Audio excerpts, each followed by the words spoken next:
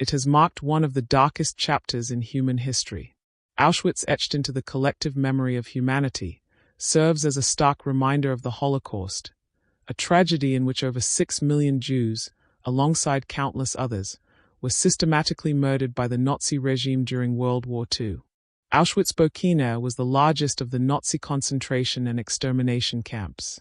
Located in German-occupied Poland, it became synonymous with suffering, death, and the depths of human cruelty.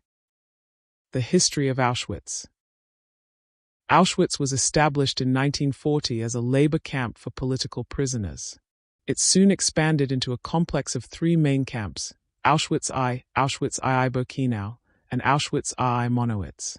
By 1942, it became the primary site for the Nazis' final solution, a genocidal plan to annihilate the Jewish people. In Birkenau, gas chambers and crematoria were constructed to industrialize mass murder.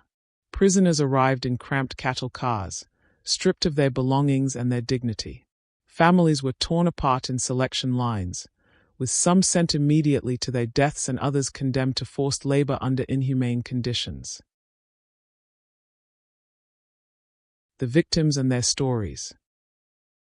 Among the victims were Jews, Poles, Roma, and Sinti people, Soviet prisoners of war, political dissidents, and others deemed undesirable by the Nazi regime.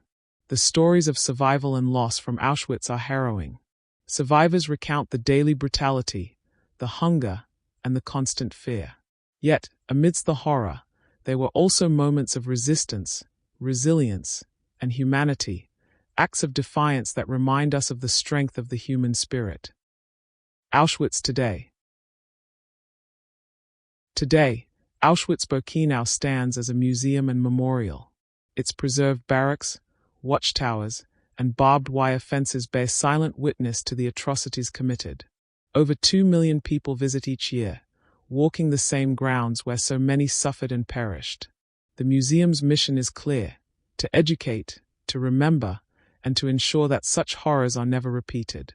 Auschwitz is not just a historical site, it is a warning. The Holocaust did not happen in isolation. It was the result of prejudice, propaganda, and the erosion of human rights. It reminds us of the dangers of silence, indifference, and dehumanization.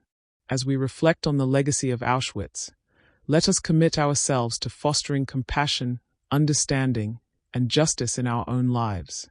Let us challenge hatred in all its forms and stand firm against intolerance and discrimination.